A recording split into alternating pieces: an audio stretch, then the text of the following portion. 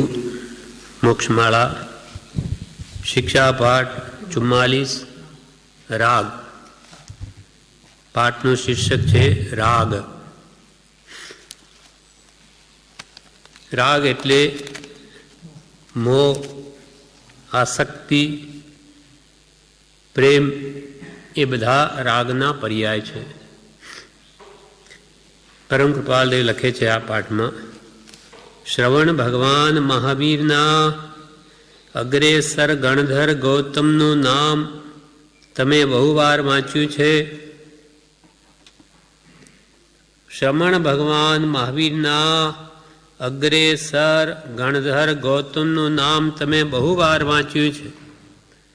ગૌતમ સ્વામીના બોધેલા કેટલાક શિષ્યો કેવળ જ્ઞાન પામ્યા છતાં ગૌતમ પોતે કેવળ જ્ઞાન પામતા નહોતા, કારણ ભગવાન મહાવીરના અંગો, પાંગ, વર્ણ, વાણી, રૂપ ઇત્યાદિક પર હજુ ગૌતમને મોહિની હતી।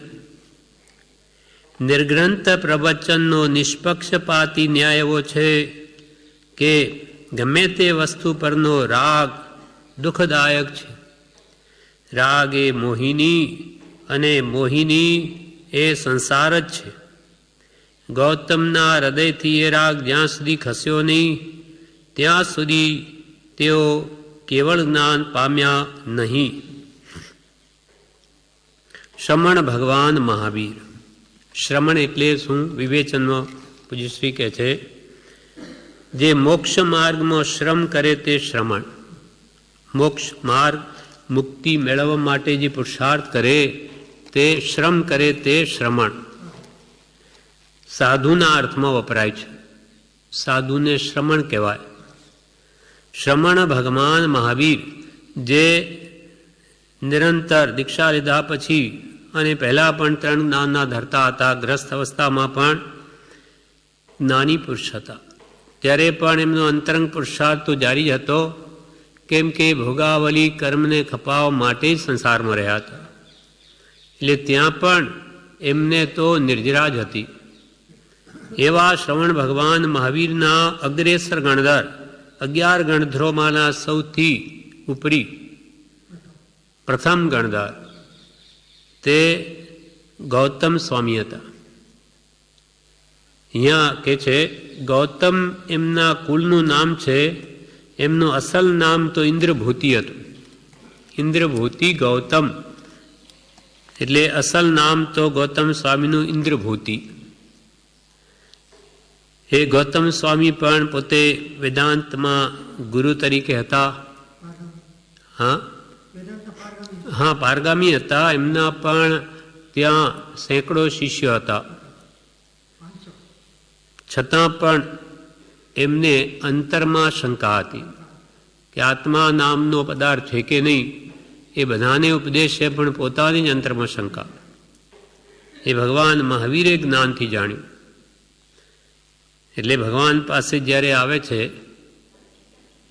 પહેલાં તો એવું બન્યું કે ભગવાનની પ્રથમ દેશના ખાલી ગઈ, કોઈ દીક્ષા ન લીધી, કોઈ ગણધર થવા જેવો ભગવાનને જણાયો નહીં। ઇન્દ્રિય વિચાર કર્યો કે ભગવાનની દેશના હજી ખાલી, દેશના ખાલી ગઈ વીરની અચરીજ મન મેં પાયો। એટલે ઇન્દ્રે અવધિ જ્ઞાન પડે જોયું કે કોણ એને યોગી છે, તે આ ઇન્દ્રભૂતિ ગૌતમ એને લાયક છે। એટલે ત્યાં જઈને એવો અમુક પ્રશ્ન પૂછે જેના જવાબ આપી શકતા નથી, ત્યારે ઇન્દ્રભૂતિ ગૌતમ કહે કે એ તમને કોણે કહ્યું? તો કે મારા ગુરુએ। તો કે ચાલ તારા ગુરુને ત્યાં ઉત્તર આપીશ। મનમાં તો ઉત્તર જોડ્યો નહીં, હવે કે એના શિષ્યની પાસે હારીને શું કરવું, એના કરતાં એના ગુરુ પાસે જઈને જ હારીશ, જે થવું હશે ગુરુ પાસે। એટલે એવી રીતે એ ભગવાન મહાવીર પાસે આવે છે, પણ ભગવાન અંદર પ્રવેશ કરતા સંવત્સરમાં જ ભગવાન કહે છે કે ઇન્દ્રભૂતિ ગૌતમ તને સ્વાગત છે। તો મારું નામ કેવી રીતે જાણ્યું? પછી કે મને કોણ ન જાણે, આવો વિશ્વવિખ્યાત હું એટલો મોટો, મને કોણ ન જાણે। એમ કરીને મનનું સમાધાન થઈ ગયું। કે ભાઈ એ બધા જાણે તો એમાં એ શું ન જાણે. પછી ભગવાને કહ્યું કે ગૌતમ, તને આત્મા છે કે નહીં એની શંકા છે. તો કે ઓહો, એ વાત એમણે કેવી રીતે જાણી? મેં કોઈ દિવસ આ અંતરની વાત કદી કહી નથી ને એમણે કેવી રીતે જાણી? આ ખરેખર ત્રિકાલ જ્ઞાની છે. એને એમને ગુરુ તરીકે માનવા તૈયાર થાય છે અને પછી ભગવાન પાસે દીક્ષા લે છે, ગણધર બનાવે છે અને એમને પછી ભગવાન ત્રિપદી આપે. ઉપન્ને બા વિઘ્ને બા ધુવે બા ઉત્પાદ વે દ્રવ્યમ સત. દરેક દ્રવ્યનું સ્વરૂપ ઉત્પન્ન થવું, નાશ પામવું અને સ્થિર રહેવું. અર્થાત દરેક દ્રવ્યની પર્યાય એક સમય માત્ર છે. બીજે સમય તો એ ભૂતકાળ તો એ પર્યાય બદલાઈ જાય છે. એટલે દરેક દ્રવ્ય પરિણમનશીલ એવા સ્વભાવવાળું હોવાથી એક સમયમાં જે એની અવસ્થા તે બીજે સમય નથી. એટલે ઉત્પન્ન થવું, નાશ પામવું અવસ્થા પર્યાય અને દ્રવ્ય તેનું તે રૂપે સર્વથા રહે છે. પછી તે જળ દ્રવ્ય હો કે ચેતન હો, કોઈક કાળે મૂળ દ્રવ્યનો નાશ નથી. તેવી રીતે આત્મા દ્રવ્યે નિત્ય છે પણ પર્યાય નહીં પલટાય છે પ્રતિ સમયે. આ દેહમાં આપણે પર્યાય છે, દેહ આપણી આત્માની એક, પણ એમાં પણ સમય સમયે પરિવર્તન થયા કરે છે.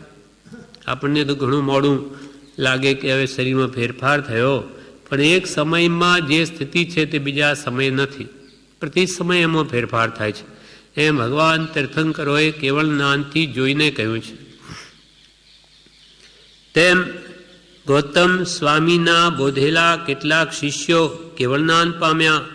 હવે ભગવાન ગૌતમ સ્વામી પણ ગણધર બન્યા, ગુરુ પદવી પામ્યા. હવે જેને જેને દીક્ષા આપે તે કેવડી બની જાય. એવી ગૌતમ સ્વામીને લબ્ધિ હતી કે જે એમની પાસે દીક્ષા લે તે કેવળ જ્ઞાન પામે જ. એટલે અષ્ટાપદ પર્વત ઉપર 1500 તાપસ જે તપશ્ચર્યા કરતા હતા. કારણ કે અષ્ટાપદ પર્વત ઉપર જે જાય તે કેવળ જ્ઞાન પામે, અચૂક પામે. એટલે એ બધા પ્રયત્નો કેટલાય વખતથી કરતા હતા. એટલામાં તો ગૌતમ સ્વામી પણ અષ્ટાપદ પર્વત ઉપર જવાથી કેવળ જ્ઞાન થાય એમ ગૌતમ સ્વામી પણ સાંભળ્યું. તેથી તે પણ અષ્ટાપદ પર્વત પર ચઢવા ગયા. તે તો સૂર્યની કિરણ વડે લબ્ધિ બળે ઉપર પહોંચી ગયા. પછી તાપસોએ જોયું કે રે આ આપણે એટલા વખતથી મહિનાઓ વર્ષોથી મથીએ અને એ તો આ બધો જબરો યોગી છે. એટલે એ જ્યારે નીચે ઉતરે ત્યારે એને જ આપણા ગુરુ કરવા. જેવા ગૌતમ સ્વામી ઉપર દર્શન કરીને પાછા આવ્યા એટલા અષ્ટાપદ પર્વત જે મૂર્તિઓ ભરત મહારાજાએ ભરાવી છે ઋષભદેવ ભગવાનના વખતમાં, જેમનું જે તીર્થંકરનું જેટલું શરીર તે જ પ્રમાણ મૂર્તિ ઋષભદેવ ભગવાન 500 ધનુષ તો 500 ધનુષ ઊંચી મૂર્તિ. પછી અવસર્પિણી કાળ છે, ઉતરતો કાળ, એટલે આયુષ્ય અને આ શરીરની લંબાઈ વગેરે ઘટતી જાય તે પ્રમાણે દરેક ભગવાનની જેટલી ઊંચાઈ તેટલા ઊંચાઈની ત્યાં મૂર્તિઓ બનાવી. અને જે રંગની ભગવાન, કોઈ સુવર્ણનો રંગ છે, કોઈનો શ્યામ છે, કોઈનો લાલ છે, જે પ્રમાણે એમના શરીરનો રંગ તે પ્રમાણે રત્નોની મૂર્તિઓ ભરાવી. એટલે ત્યાં ભગવાન બધાના દર્શન કરીને ગૌતમ સ્વામી નીચે ઉતર્યા કે પછી બધાએ તાપસ્યો કે આપ અમારા ગુરુ, અમને જ્ઞાન આપો, લબ્ધિ આપો. તો કે અમે ગુરુ થતા નથી, અમારા ગુરુ એ જ તમારા ગુરુ. એટલે 1500 તાપસોને થયું કે આવા રષ્ટપુષ્ટ આવા સુંદર આકારના એ પણ ગુરુ નહીં અને એના પણ ગુરુ. એ તો કેવા હશે, એ તો કે એના કરતા અદ્ભુત હશે. એટલે એમની સાથે ચાલે છે. આવતા આવતા દૂરથી સમવસરણ ઇન્દ્રિય રચેલું એને જોઈને જ 500 જણને તો કેવળ જ્ઞાન થઈ જાય છે મહાત્મ્યથી. ઓહો, આ આપણા ગૌતમ સ્વામી ગુરુ, એનાય ગુરુની જુઓ, એની રિદ્ધિ તો જુઓ. એ અત્યંત ભક્તિથી ત્યાં પ્રગટે છે, એમ આવે છે શાસ્ત્રોમાં. ત્યાર પછી આગળ જતાં ભગવાનના દૂરથી દર્શન કરતાં પણ બીજા 500ને ફરી કેવળ જ્ઞાન થઈ જાય છે. બીજા ફરી રહ્યા તે નજીક એકદમ જતાં પણ એમને કેવળ જ્ઞાન પામે અને બધા જ કેવડીની સભામાં જઈને બેસવા લાગ્યા. ત્યારે ગૌતમ સ્વામી કહે કે અહીંયા આવો, ક્યાં જાઓ છો? આ તો કેવડીઓની સભા છે. ત્યારે ભગવાન મહાવીર કહે કે ગોયમાં કેવડીની આશાતના કર્મા. ત્યારે ગૌતમ સ્વામી જાણે શું, આ કેવળ જ્ઞાન પામી ગયા 1500 જણાય, અને હું તો રહી ગયો, મને તો પ્રભુ કેવળ જ્ઞાન થતું જ નથી. એ જ ભાવ અહીંયા કૃપાલદેવ આપણને કહે છે. ગૌતમ સ્વામીના બોધેલા કેટલાક શિષ્યો કેવળ જ્ઞાન પામ્યા છતાં ગૌતમ પોતે કેવળ જ્ઞાન પામતા નહોતા.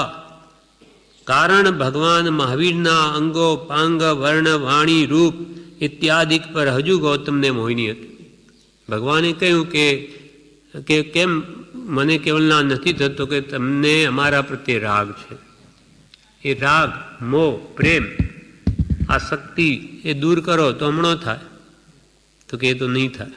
આપના પ્રત્યેનો પ્રેમ મારાથી નહીં ઘટી શકે. કેમ કે હું તો નર્કમાં જવા લાયક કર્મ કરતો હતો, એવા નીચ કર્મ કરતો હતો. હું તો આ જાનવરોને ધર્મના નામે યજ્ઞમાં હોમી નાખતો હતો. અશ્વમેધ યજ્ઞ કર્યા, અજામેધ બકરાઓને હોમ્યા, એટલે મારી ગતિ તો નર્કમાં હતી. તો આપે મારો ઉદ્ધાર કર્યો છે, માટે આપના પ્રત્યેની ભક્તિ પ્રેમ એ નહીં ઘટે. તો ભગવાન કે કેવળ જ્ઞાન પણ ન થાય. તો કે મારે એવું કેવળ જ્ઞાન જોઈતું નથી. આપના પ્રત્યેની ભક્તિ દૂર કરવાથી જો કેવળ જ્ઞાન થતું, મારે નથી જોઈતું. આ કેવી ભક્તિ છે, દ્રઢ, ગમે તે થાય.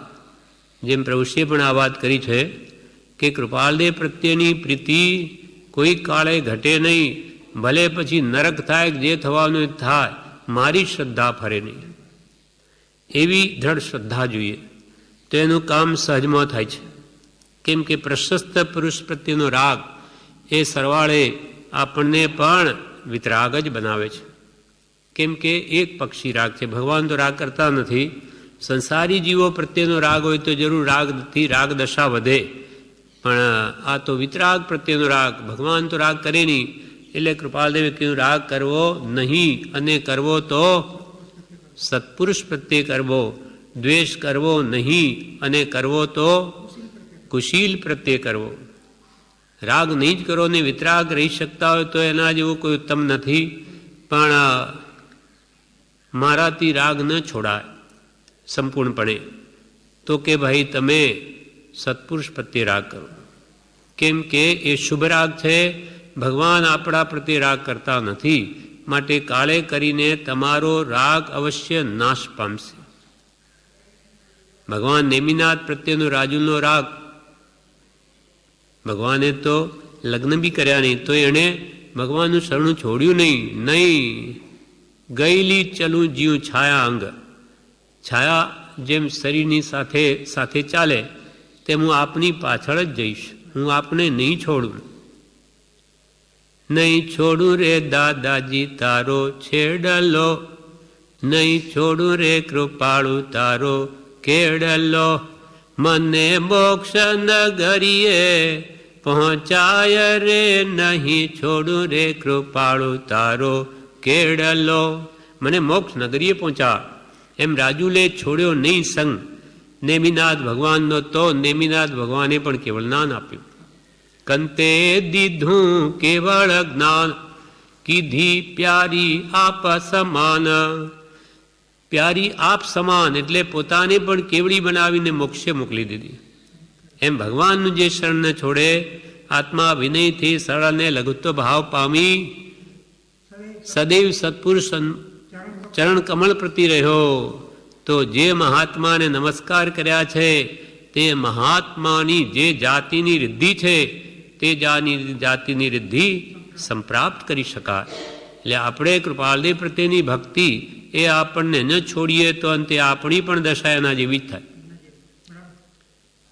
જેના જેવી ભક્તિ, જેવા ભાવ તેવા પ્રભુ ફળે. ભબ્બા ભજન થકી ભવ ટળે. સત્પુરુષનો પ્રત્યેનો પ્રેમ ન છોડે તો એને કાળે કરીને સ્વને સત્પુરુષ જ બનાવે.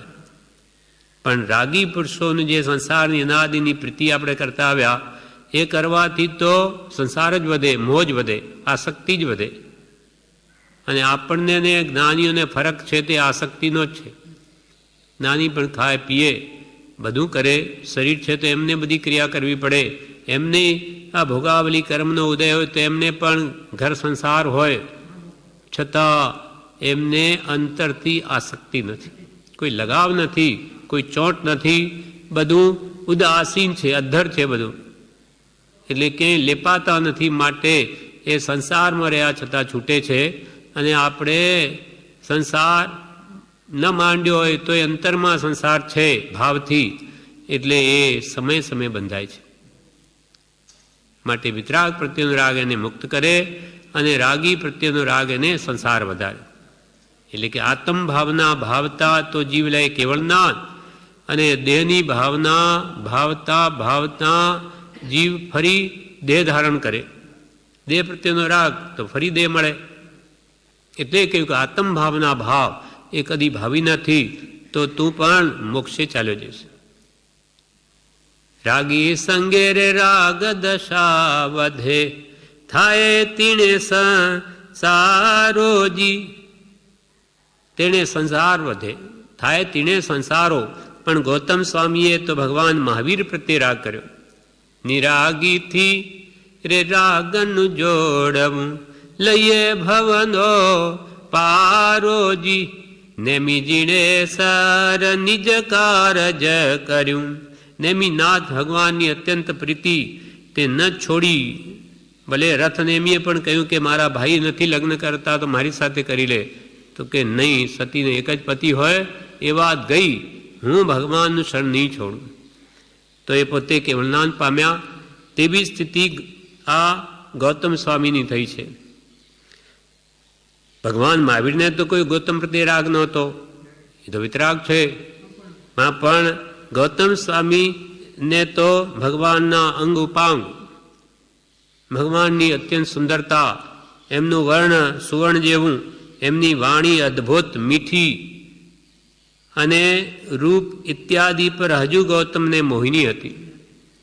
અને નિર્ગ્રંથ પ્રવચન નિહિ ગ્રંથ, જેની રાગદ્વેષ અજ્ઞાનની ગ્રંથિ હણાઈ ગઈ છે, એવા નિર્ગ્રંથ ભગવંતનો ના પ્રવચનો એટલે પ્રકૃષ્ટ વચનો, એનો તો નિષ્પક્ષપાતી ન્યાય એવો છે કે ગમે તે વસ્તુ પરનો રાગ તે જીવને દુઃખદાયક જ છે, ગમે તે વસ્તુ પરનો. એટલે અશુભ રાગ તો દુઃખ આપે જ છે, પણ શુભ રાગ પણ અંશે દુઃખનું જ કારણ છે. પણ અશુભમાંથી શુભમાં આવ્યા વિના શુદ્ધ ભાવમાં જવાય નહીં. એટલે કે છે પહેલાં અશુભ રાગ છોડો, પ્રીતિ અનંતી પર થકી છોડો, સત્પુરુષ પ્રત્યે જોડો, તો શુદ્ધ ભાવમાં જવાશે. એટલે નિર્ગ્રંથ પ્રવચનનો નિષ્પક્ષપાતી ન્યાય એવો છે કે ગમે તે વસ્તુ પરનો રાગ દુઃખદાયક છે. કેમ કે રાગ એ મોહિની, રાગ એટલે મોહ છે, જે મિથ્યા મોહ છે, ખરેખર પોતાનું છે નહીં. શરીર પોતાનું નથી, પરપદાર્થો પોતાના નથી, એના પ્રત્યે આ જીવ રાગ રાખે એ મોહ છે. હે મોહ દયા, હે શિથિલતા, તમે શા માટે અંતરાય કરો છો? પરમ અનુગ્રહ કરીને હવે અનુકૂળ થાવ. એટલે અનુકૂળ એટલે મને હવે કલ્યાણમાં સહાયક થાવ, આવો આ રાગ મારાથી થાવમાં. રાગ એ મોહિની અને મોહિની એ સંસાર જ છે. જ્યાં મોહ છે ત્યાં સંસાર છે. રાગ દ્વેષ અજ્ઞાન, અજ્ઞાન કહો કે દર્શન મોહ કહો એક જ છે, કે મિથ્યાત્વ કહો. રાગ દ્વેષ અજ્ઞાન એ મુખ્ય કર્મણી ગ્રંથ, થાય નિવૃત્તિ જે હતી તે જ મોક્ષનો પંથ. રાગ દ્વેષને અજ્ઞાન જ્યાં છે, અજ્ઞાનના કારણે જ રાગ દ્વેષ છે. જ્યાં મિથ્યાત્વ ગયું, આત્મજ્ઞાન થયું કે ના રાગ દ્વેષ જવા માંડે છે મૂળમાંથી.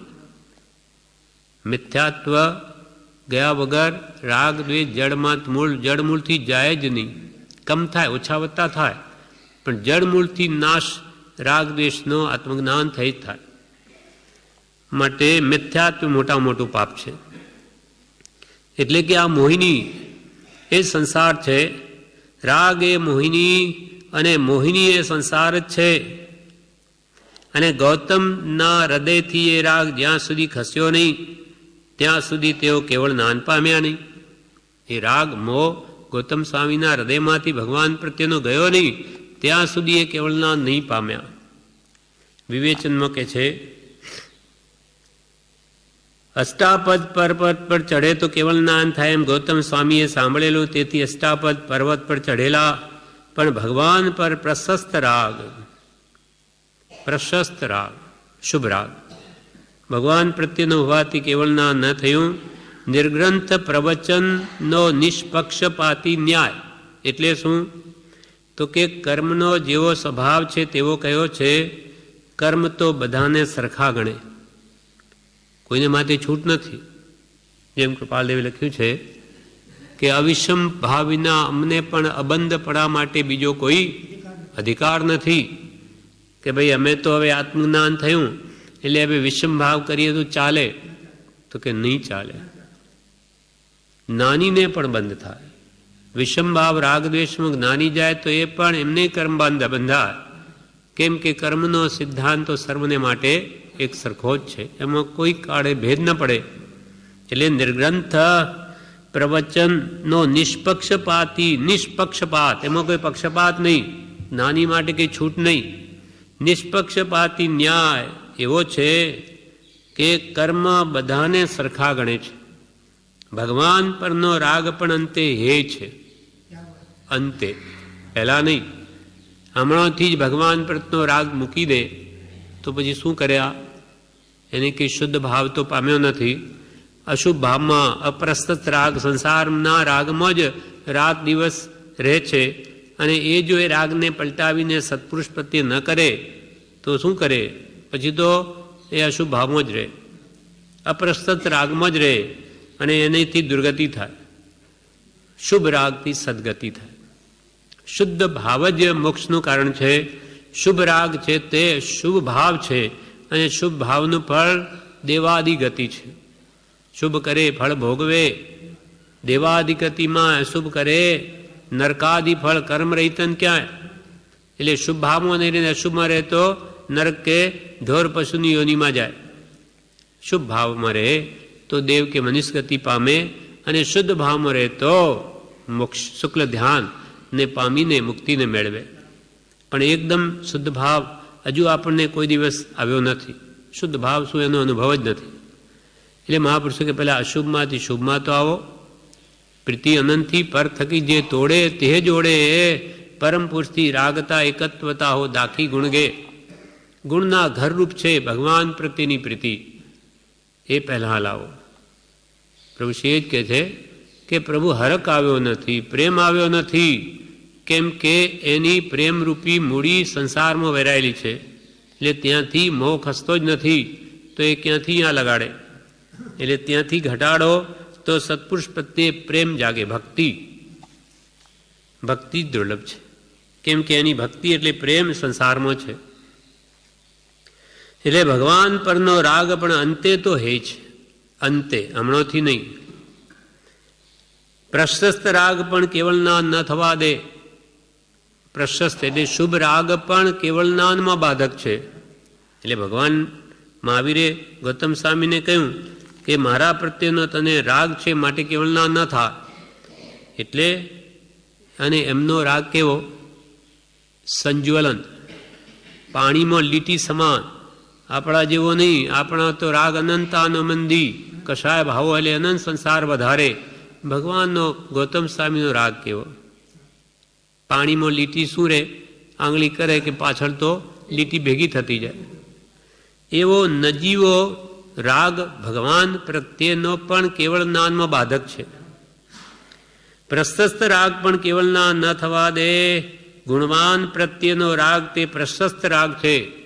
ગુણી જનો કો દેખ હૃદય મેં મેરે પ્રેમ ઉમડાવે.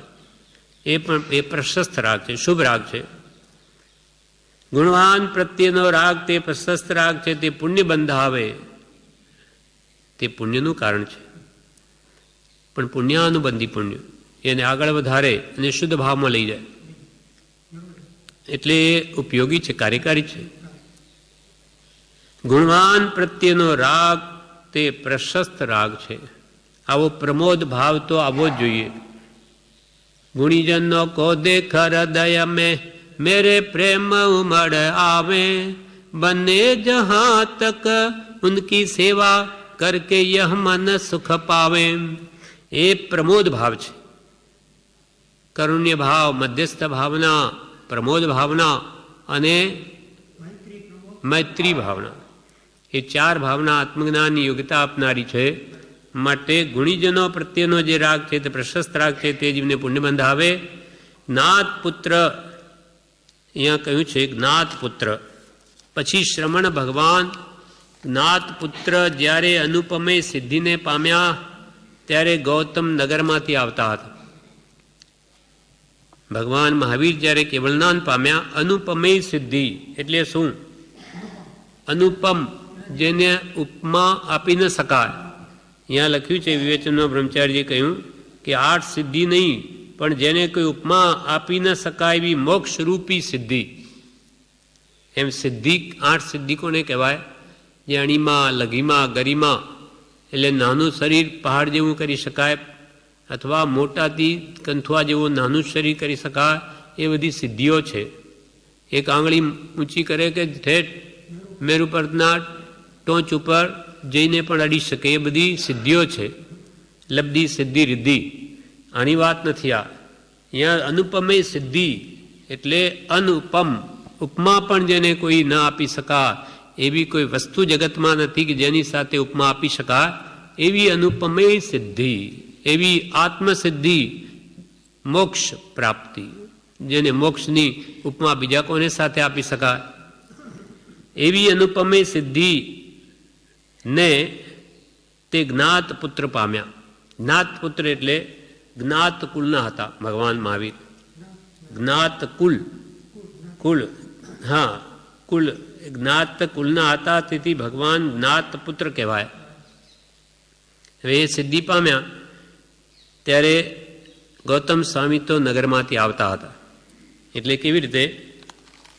તો કે પાવાપુરીમાં ભગવાન મહાવીર આસોવદી અમાવસને રાત્રે 12 વાગે નિર્વાણ પામ્યા, મોક્ષે પધાર્યા. દિવાળીના દિવસે રાત્રે 12 વાગે. અને ગૌતમ પાસેના નગરમાં ભગવાનના કહેવાથી દેવશર્મા બ્રાહ્મણને બોધવા ગયા હતા. ભગવાને એમને ત્યાં મોકલ્યા હતા દેવશર્મા બ્રાહ્મણને બોધ આપવા. ત્યાં રાત રોકાઈ અને પરોઢીએ સવારમાં ગૌતમ સ્વામી પાછા આવતા હતા. ત્યાં રસ્તામાં નિર્વાણની વાત સાંભળી. ભગવાન તો કે મોક્ષે પધાર્યા. એટલે ભગવાન પ્રત્યેનો અત્યંત પ્રેમ એટલે બહુ ખેદ ઉત્પન્ન થયો. બહુ ખેદ પામ્યા અને વિરહ વેદનાથી તેઓ અનુરાગ વચનથી બોલ્યા. એટલે કે જ્ઞાની છે પોતે ગૌતમ સ્વામી, છતાં જ્ઞાની છતાં અજ્ઞાની જેવું પ્રેમને લઈને બોલ્યા. શું બોલ્યા? હે મહાવીર, તમે મને સાથે લીધો હોત તો પણ હું આવવા તૈયાર હતો, પણ તમે તો મને સંભાળ્યો નહીં. આપ મોક્ષે પધાર્યા, હું આપની સાથે આવી જાત, પણ આપે તો મને યાદ નહીં કર્યો. એટલે આ બધું નાની છતાં મોહને લઈને આવું બોલાયું. મોહિની એટલે મોહ.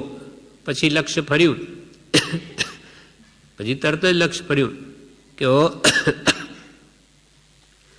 વિરહથી અનુરાગ વચનથી બોલ્યા, હે મહાવીર, તમે મને સાથે તો ન લીધો પણ સંભાળ્યો નહીં. હવે ભગવાન એમને યાદ કરે કે ભાઈ તમે ક્યાં ગયા, બોલાવો ગૌતમ સ્વામીને. જેમ આપણે ગ્રસ્તો હોઈએ ને તો શું કે અરે એમના છોકરાઓને બોલાવો, આ તો શું એમની છેલ્લી દશા છે, તો શું છોકરાઓ આવીને એને હવે બચાવી લેશે? આ સંસારી રીત. તેમ ભગવાન તો વિતરાગ છે, એ કોને બોલાવે? એ તો પોતાના શુદ્ધ સ્વરૂપમાં છે, એમને તો અંશ માત્ર રાગ નથી. અને અંશ માત્ર પણ રાગ હોત તો ભગવાનને કેવળ જ્ઞાન જ ન થાત. તો એવા નિરાગી, નિર્વિકારી, સચ્ચિદાનંદ સ્વરૂપ એવા જે પરમાત્મા, તે કોઈ પ્રત્યે રાગ રાખે નહીં. એટલે એમને કે મને સંભાળ્યો નહીં, મારી પ્રીતિ સામી તમે દ્રષ્ટિ પણ કરી નહીં. હું આપના પ્રત્યે એટલો બધો પ્રેમ રાખું, એટલો બધો મને પ્રેમ છે, આપના વિના હું રહી ન શકું, અને આપને તો મારા પ્રત્યે કંઈ નહીં, એમ એવો ભાવ ઉપજ્યો. આમ તમને છાજતું નહોતું. મોહ કેવી વસ્તુ છે, મોહ આંધળો છે. આમ તમને છાજતું નહોતું, આપને આ યોગ્ય નહોતું, આપ મને આમ રીતે છોડીને આપ ચાલ્યા ગયા, આમ આપને છાજતું નહોતું. એવા તરંગો કરતા કરતા તેનું લક્ષ્ય ફર્યું. કેમ કે એ મોહ કેવો હતો? સંજ્વલન રાગ હતો. એ કંઈ આપણી જેમ અનંતાનુમતિ રાગ નહોતો. પાણીમાં લીટી સમાન નજીવો રાગ, એટલે તરત જ લક્ષ્ય ફર્યું ને તે નિરાગ શ્રેણીએ ચઢ્યા. તરત જ વિતરાગ મય જે 8મા ગુણસ્થાનકની જે શ્રેણી માંડે તેના ઉપર ચડ્યા. એટલે ઉત્તમ વિચારો ફરીને એકદમ વિતરાગ વિચારો આવવા લાગ્યા રાગને બદલે. અને પોતે વિચારે છે કે હું બહુ મૂર્ખતા કરું છું, હું બહુ મૂર્ખતા કરું છું. એ વિતરાગ નિર્વિકારી અને નિરાગી તે મારામાં કેમ મોહિની રાખે? આવા વિતરાગ નિર્વિકાર પરમાત્મા તે વળી મારામાં મોહિની રાખે? એની તો શત્રુ અને મિત્ર પર કેવળ સમાન દ્રષ્ટિ હતી.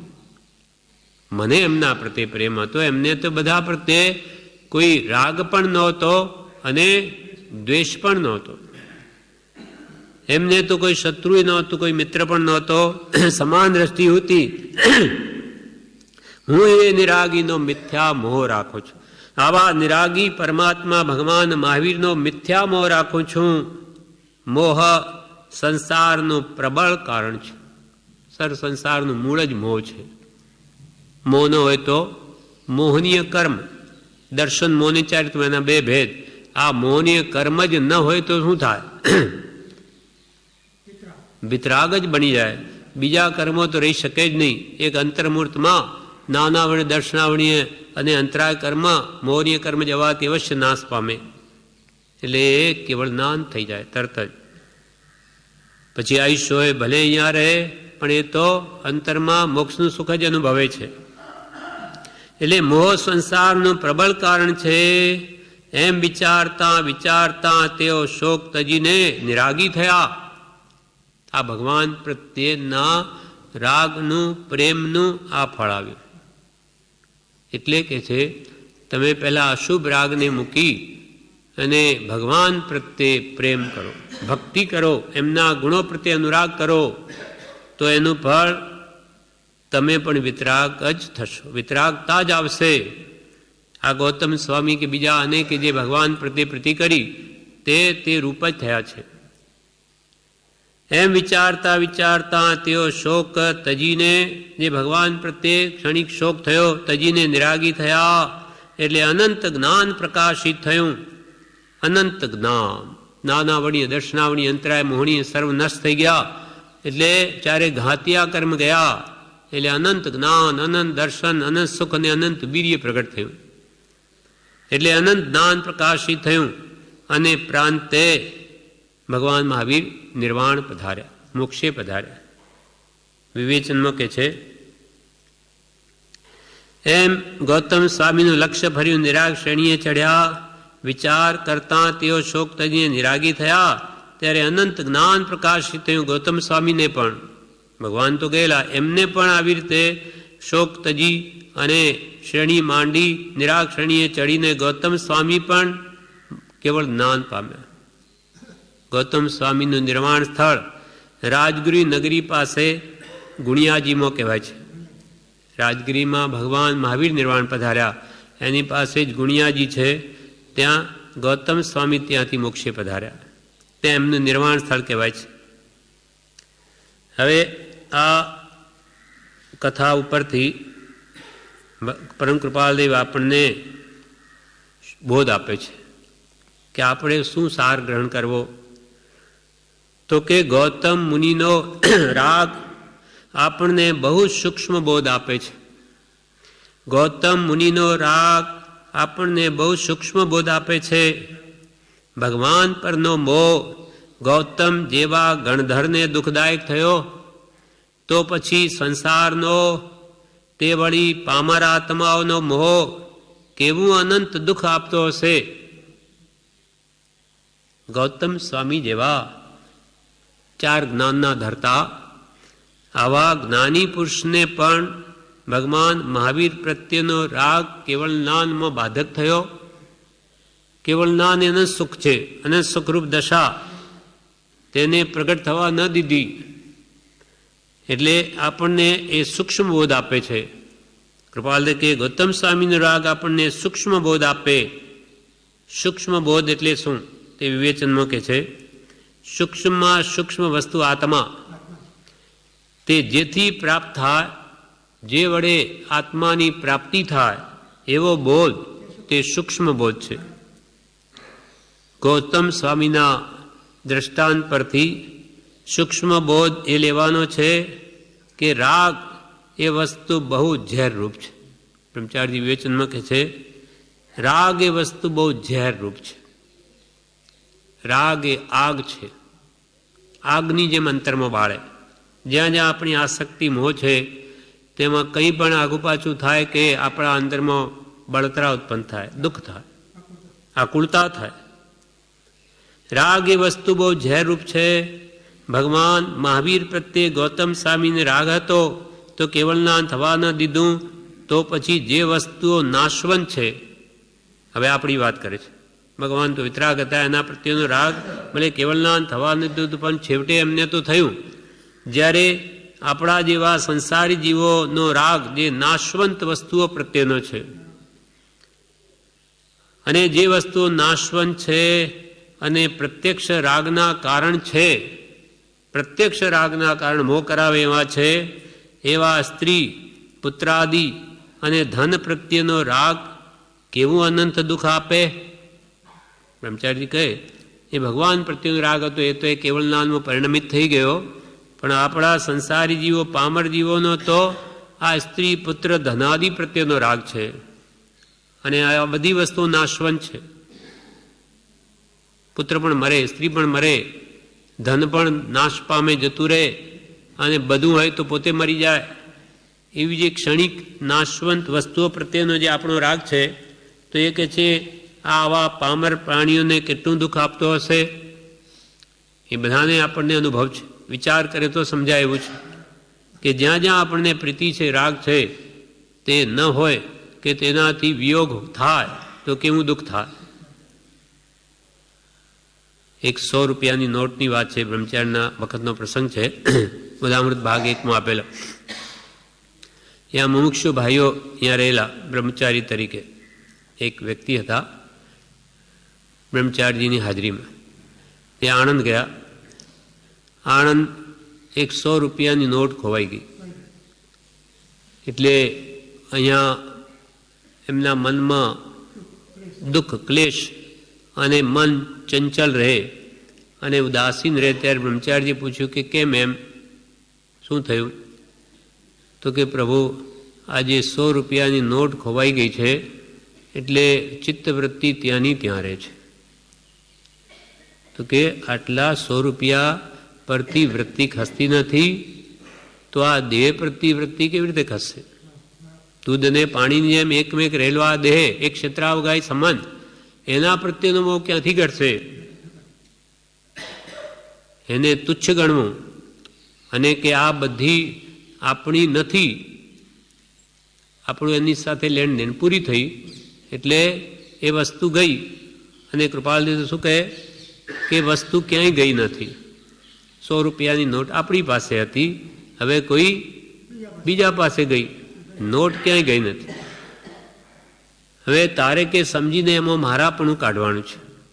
મારી નહોતી, હવે બીજાની, બીજી પાસે ગઈ બીજાની, એમ કરીને સમજી લે તો કોઈ દુઃખ નથી. મારી મારી એ ભાવ જ્યાં સુધી રહેશે ત્યાં સુધી દુઃખી થવાનું. ત્યારે બ્રહ્મચારી કે એ જ મમત્વ કાઢવાનું છે. એ મમત્વ મારાપણું નહીં નીકળે ત્યાં સુધી ક્યાંથી કલ્યાણ થાય? વિચારે વિચારીને હું દેહાદિ સ્વરૂપ નથી. દેહ, સ્ત્રી, પુત્ર આદિ, આદિમાં પછી ધન, આભૂષણ, દાગીણા વગેરે કાંઈ જ મારું નહીં.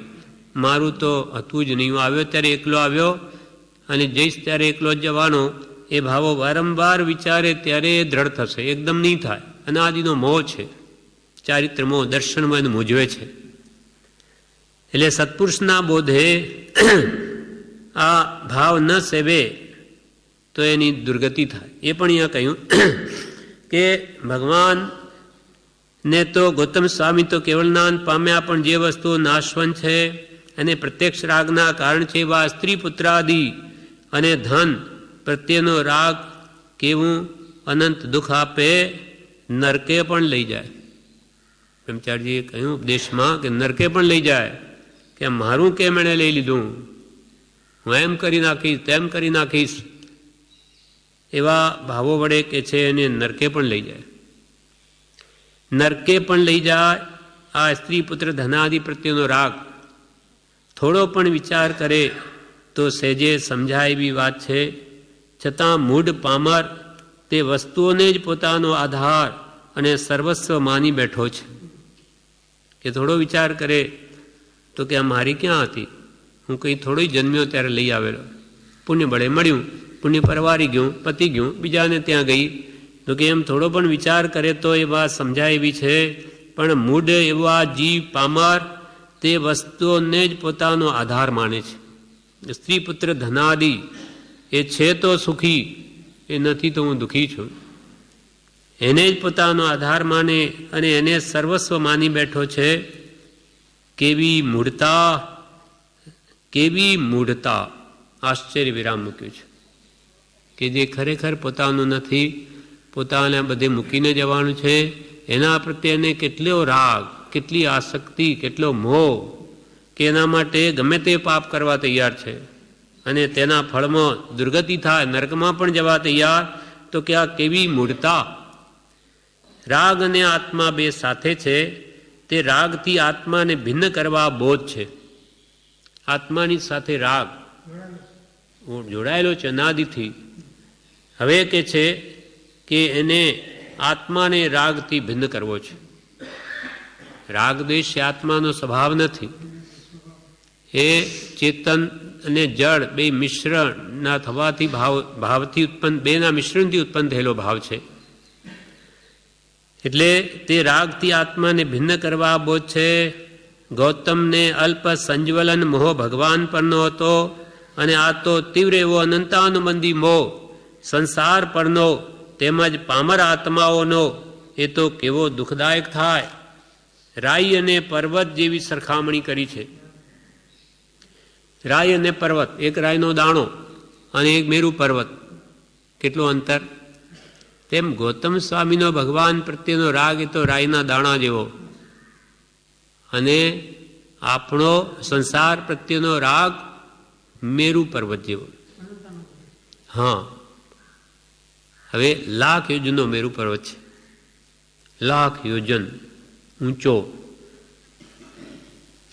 એટલો ગાઢ રાગ આપણને છે. ને ગૌતમ સ્વામીનો રાગ તો એક રાયના દાણા જેવો. એટલે અહીંયા બ્રહ્મચારી કે રાય અને પર્વત જેવી સરખામણી કરી છે. એટલે કેટલો પુરુષાર્થ કરે તો એ મંદતાને પામે. અને રાગ હોય તો પછી દ્વેષ થાય.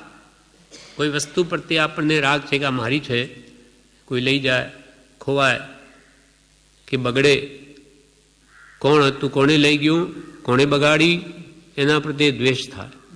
રાગ છે તો દ્વેષ થાય, રાગ ન હોય તો દ્વેષ ન થાય. રાગ હોય તો પછી દ્વેષ થાય. રાગ લોભનો પર્યાય છે. રાગ લોભની જ બીજી અવસ્થા છે. છેલ્લામાં છેલ્લો એ જાય છે.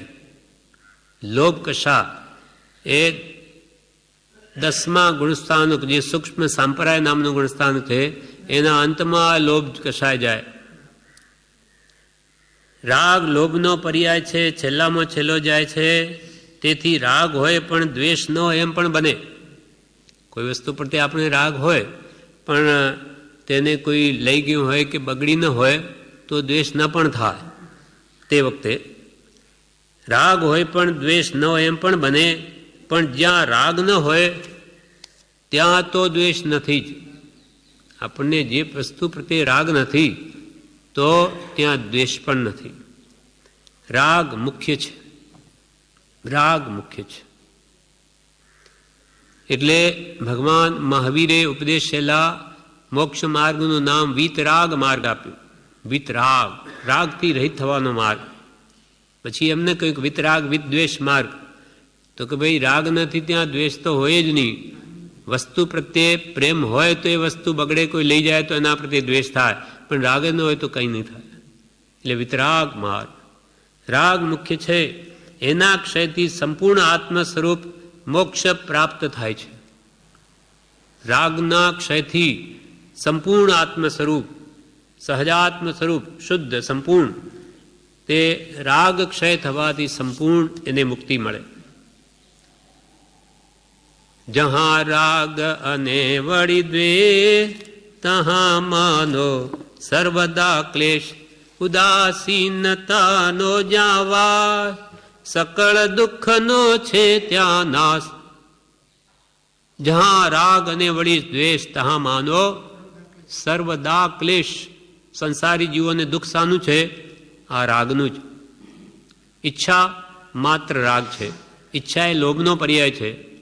हे जीव क्या इच्छते हे इच्छा दुख मूल, जब इच्छा का नाश तब मिदेनादि भूल. पर पदार्थो प्रत्येની ઈચ્છા રાગ મોહ એ એને દુઃખી કરે છે. મારે આ જોઈએ તે જોઈએ, પણ મારે કાંઈ જ નહીં જોઈએ તો એને કોણ દુઃખી કરી શકે? જેને કછું નહીં ચાહીએ વો શાહન કે શાહ. બાદશાહ નહીં બાદશાહ કોણ? વિતરાગ ભગવંતો. જે નગ્ન દશાધારી મુનિ મહાત્માઓ જ્ઞાની પુરુષને કાંઈ ડોરા જેવું નથી શરીરમાં ઉપર, કોઈ પ્રત્યે આસક્તિ નથી, માટે એ પરમ સુખી. મુનિ એકો પરમ સુખી. પણ જેને કંઈ પણ ઈચ્છાઓ છે, રાગ છે, તે હંમેશા દુઃખી જ રહેવાનું. એટલે અહીંયા આપણને આ શિક્ષા આપી કૃપાલદેવે. ગૌતમ મુનિનો રાગ આપણને બહુ સૂક્ષ્મ બોધ આપે છે.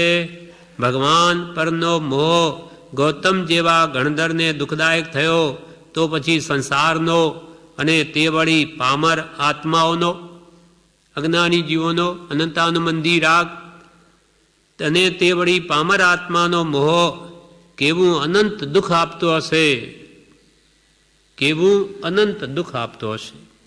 આ બધી દોડાદોડ શાની છે સંસારમાં દરેક પ્રાણીને? રાગને લઈને. રાગને તો કોઈ એને દોડાદોડ કરવાની જરૂર જ નથી. અશુભ રાગ પછી શુભ રાગ, આ બેને લઈને જ આ બધી પ્રપંચ છે. પહેલાં અશુભ રાગ જાય, પછી શુભ ભાવ વડે મન શુદ્ધ કરો, પછી શુભ રાગમાં આવી અને પછી શુદ્ધ ભાવમાં આવવાનો પ્રયત્ન કર્યો. એટલે શુદ્ધ ભાવના લક્ષ્ય જ ભક્તિ, સત્સંગ, સ્વાધ્યાય, સ્મરણ, આ બધું શુદ્ધ ભાવના લક્ષ્ય જ થાય છે. પ્રભુશ્રી ખાસ કહેલું, પ્રભુ આત્માર્થના લક્ષ્ય જે કંઈ કરું છું, સંસારના સુખ લક્ષ્ય નહીં, કે દેવલોક માટે નહીં, કે મને ઇન્દ્રિય સુખ સંસારના સુખ મળે એના માટે ધર્મ નથી, પણ હવે મને જન્મજરા મૃત્યુથી મારો છુટકારો થાય, આત્માનું કલ્યાણ થાય, એના માટે આ બધા નિમિત્તો આપ્યા. રાગ શું છે, વિતરાગતા શું છે સમજવા માટે. એ સમજીને પછી એને ઘટાડે તો કાળે કરીને ભલેને અનંતકાળનો રાગ રહ્યો તે પણ નાશ પામે. એના દ્રષ્ટાંતો ભગવાન તો તીર્થંકરો, અનંત જ્ઞાનીઓ, એ રાગ જે બહુ વિકટ છે, રાગને કાઢવો. ગાંધીજીએ કહ્યું કે રાગને દૂર કરવો બહુ વિકટ છે. રાગને દૂર કરનાર જાણે છે કે રાગ દૂર કરવો કેવો વિકટ છે. ગમે તેવો વિકટ છે, પણ જ્ઞાનીઓએ તો દૂર કરીને બતાવ્યો છે. એટલે કે તમે પણ બધા સિદ્ધ જેવા પરમાત્મા છો, તમે પણ રાગને ઘટાડી શકો છો, અને ઘટાડો તો તમે પણ તમારું સિદ્ધત્વ પ્રગટ કરી શકો છો. પછી કોઈ કાળે જન્મ, જરા, મૃત્યુ, રોગ, શોક, ચિંતા, આદિ, વ્યાધિ, ઉપાધિ કોઈ દુઃખ ના આવે, એવો વિતરાગ માર્ગ છે. આપણને આ સૂક્ષ્મ બોધ આપે છે, તમે વિતરાગ થાઓ. ભગવાન પરનો મોહ ગૌતમ જેવા ગણધરને દુઃખદાયક થયો, તો પછી સંસારનો તે વળી પામર આત્માનો મોહ કેવું અનંત દુઃખ આપતો હશે, તે બધાને અનુભવ છે. અંતરથી વિચારે, શાંતિથી સમજાય એવું છે. બોપની કેરામાં બધું કહી દીધું કે ભાઈ જરા વાર એનો વિચાર તો કર. લક્ષ્મી અને અધિકાર વધતા શું વધ્યું તે તો કહો, શું કુટુંબ કે પરિવારથી વધવાપણું એ નય ગ્રહો. વિચારે તો સમજાય. વધવાપણું સંસારનું નરદેહને હારી જવો, એનો વિચાર નહીં અહો હો, એક પળ તમને હવો. એનો વિચાર નહીં અહો હો, એક પળ તમને હવો. કૃપાલ કે એક પળ માત્ર તમને આ વિચાર ના આવ્યો કે આ બધું વધારું શું વધારું છું, આ ધન કુટુંબ એના પરિણામમાં શું હાથમાં આવશે? તો કે ત્રિવિધ તાપાગ્નિ, કાં માનસિક ચિંતા, કાં શારીરિક દુઃખ, કાં ઉપાધિ, એ સિવાય સંસારમાં કંઈ છે જ નહીં. અને એના ફળમાં પછી જન્મ જરા અને મૃત્યુ મુખ્ય દુઃખના હેતુ. અને કારણ તેના બે કયા? રાગ દ્વેષ અણહેતુ. આ કૃપાલદેવી રાગનો પાઠ શા માટે મૂક્યો? કે આ બધા સંસારનું મૂળિયું જ રાગ છે.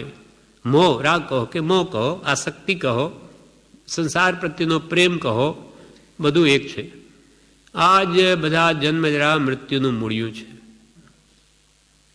કોઈ પ્રત્યે કે રાગ ન કરવો, પણ એ ન રહેવાય તો સત્પુરુષ પ્રત્યે કરવો. રાગ કરવો નહીં. ભગવાનની તો એવી આજ્ઞા છે, પણ હું અનાદિનો મોહી રાગી, એટલે મારાથી રાગ છૂટે નહીં.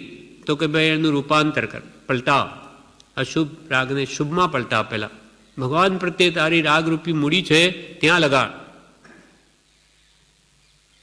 તો આ વાત જરૂર સમજાશે ને તું પણ ભગવાન જેવો બની જઈશ, સર્વ દુઃખથી છૂટી જઈશ. સંસાર રૂપી ગાડીને રાગ અને દ્વેષ એ બે રૂપી બળદ છે. એ ન હોય તો સંસારનું અટકન છે. આ કૃપાલદેવ આ પાઠમાં છેલ્લી શિક્ષા આપે છે.